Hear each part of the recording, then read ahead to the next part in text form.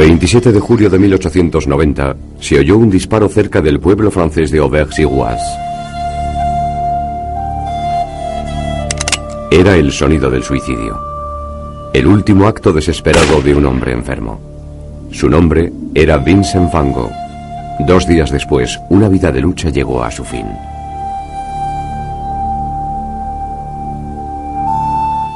Cuando murió, Van Gogh tenía 37 años y era casi desconocido. Solo había vendido uno de sus cuadros. Había sufrido la soledad, la persecución y finalmente la locura que le condujo al suicidio. Pero su muerte también marcó el comienzo de la leyenda. Pasó poco tiempo antes de que la genialidad de Van Gogh fuera reconocida. A principios del siglo XX, sus cuadros obtuvieron el reconocimiento de obras maestras y se dio a conocer la triste historia de su vida. La anécdota de cómo se cortó su propia oreja está entre las más citadas de la historia del arte. Pero la vida de Vincent Van Gogh no sería tan atractiva de no ser por la calidad de su arte, toda ella generada en los pocos años anteriores a su desaparición. Sus obras se encuentran ahora entre las imágenes más conocidas del arte occidental y su valor económico alcanza las decenas de millones. Y esa es solo una forma de medir los impresionantes logros de Vincent Van Gogh. Van Gogh revolucionó las concepciones del arte con sus pinceladas gruesas y sus espirales.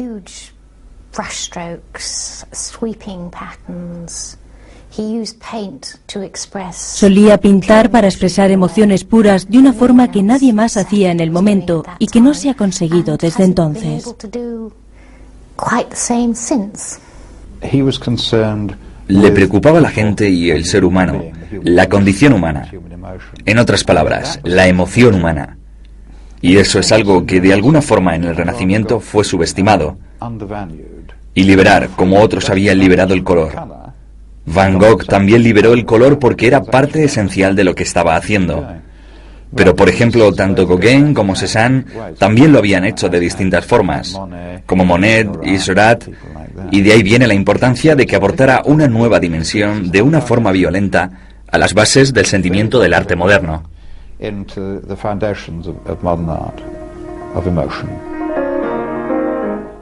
Van Gogh nació el 30 de marzo de 1853 en el pueblo holandés de Groot Zundert.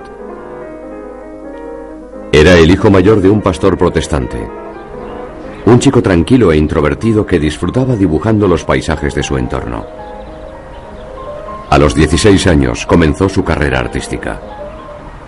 No como artista, sino como aprendiz de un marchante de arte.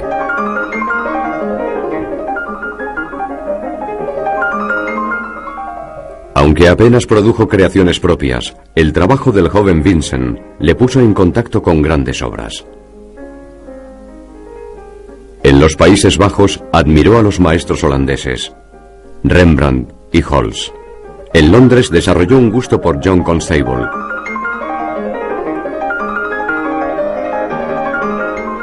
Y en París se familiarizó con la obra de Camille Corot y François Millet.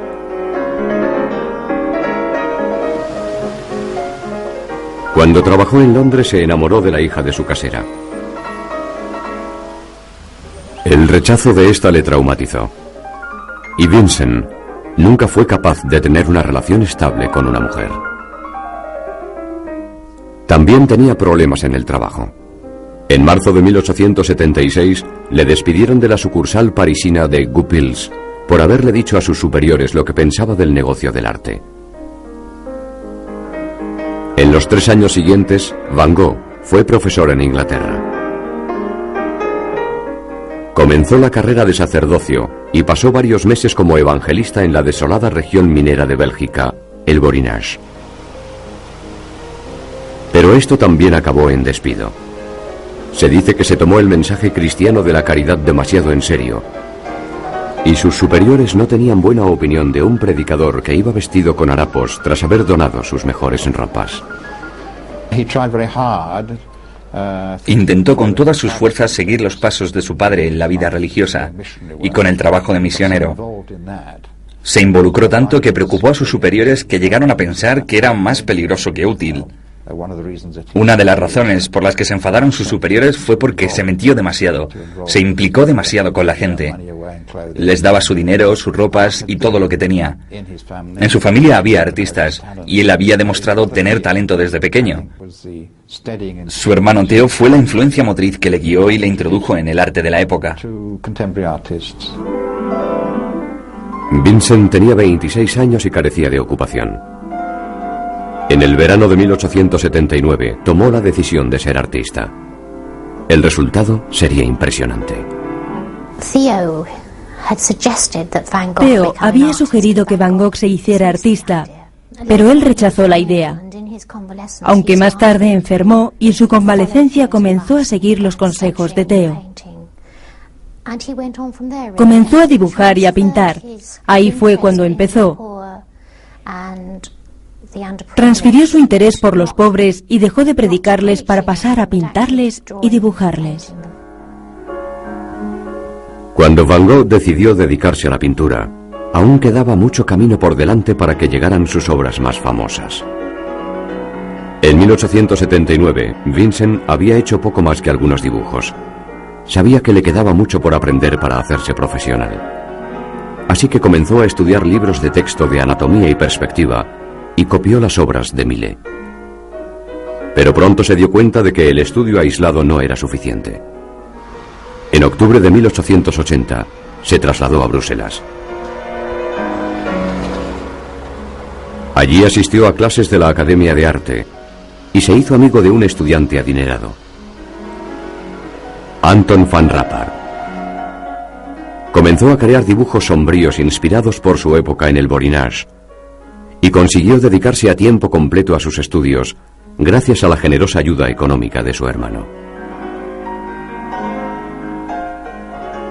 Theo Van Gogh era 6 años más joven que Vincent y, al contrario que su hermano, estaba contento en su trabajo en Goupils. Cuando Vincent se trasladó a Bruselas, Theo comenzó a enviarle dinero. Fue un acuerdo continuado, documentado en las cartas que se escribían los dos hermanos. Se conservan cientos de ellas y son documentos vitales para estudiar a Vincent Van Gogh. Sus cartas a Theo no se limitaban a hablar de temas como el dinero. También revelaban intrincados detalles de su arte y su filosofía creativa. Así conocemos al hombre, sus esperanzas y sus temores, sus aspiraciones, sus decepciones y, lo más importante, su profunda preocupación por el arte y la condición humana. Era una persona seriamente preocupada y no superficial, de una impresionante profundidad intelectual y espiritual. Y creo que eso nos permite entender y contextualizar la mitología.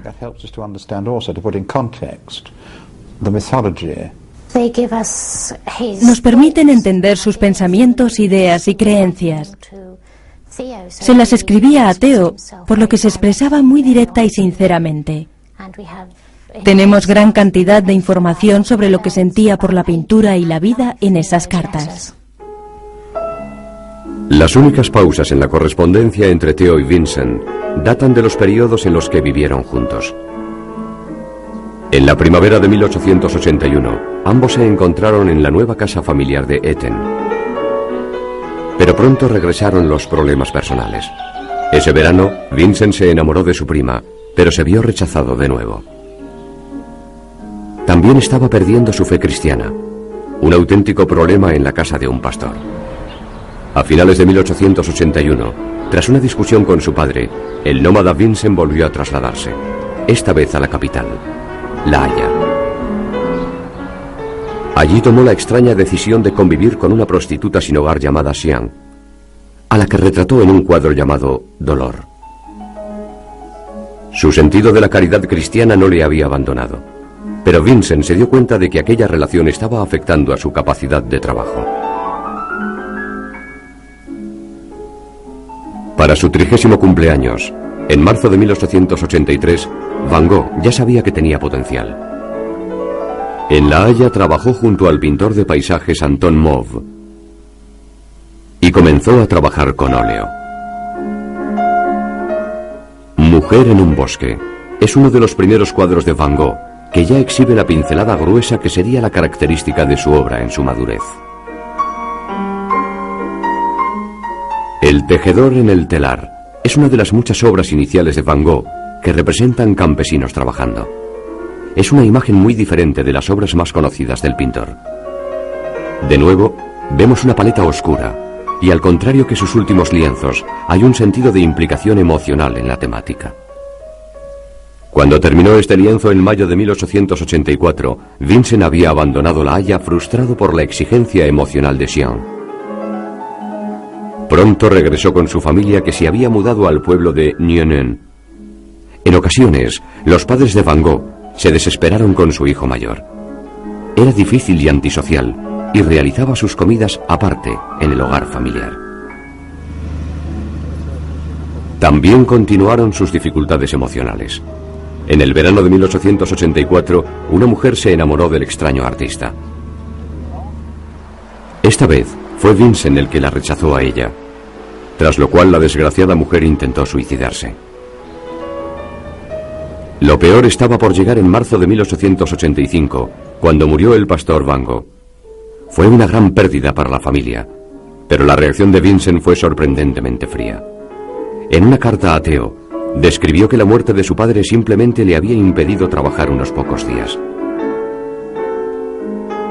El arte ya lo era todo para Vincent Van Gogh, ya que estaba creando el que era su lienzo más ambicioso hasta la fecha, Los comedores de patatas. Fue su reacción a la condición de las clases pobres. Era casi como una obra holandesa del siglo XVII, con una temática basada en el pueblo, como la pintura de principios del XIX. Gente como Courbet y Manet que se preocupaban por lo contemporáneo y lo ordinario, y también la escuela barbista de Minet. De hecho, hay bastantes conexiones que se pueden apreciar entre la obra de la escuela barbista de Minet y Corot y demás, y esas primeras obras de Van Gogh, Los comedores de patatas. Pero es la interpretación personal de Van Gogh y la reacción a las condiciones en las que se encontró él mismo trabajando en la misión de Voynich, es por tanto sobre Van Gogh.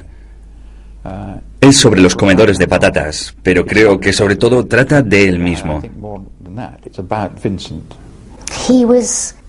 Estaba expresando su interés por los campesinos, la clase trabajadora, los menos privilegiados, e intentaba retratarles de la forma más realista posible, a la manera de los anteriores pintores holandeses. Así que empleaba estos colores tan sombríos y oscuros, en parte porque eran los colores tradicionales del arte, pero también porque mostraban el ambiente de las casas de esos campesinos. Estaba intentando enfatizar su situación y su pobreza. Los comedores de patatas puede considerarse la culminación del desarrollo inicial de Van Gogh como pintor, pero él sabía que debía ir más allá, exponerse a nuevas influencias, nuevas ideas, nuevas visiones. Sería un viaje corto y frenético que resultaría en una obra magistral y una vida atormentada.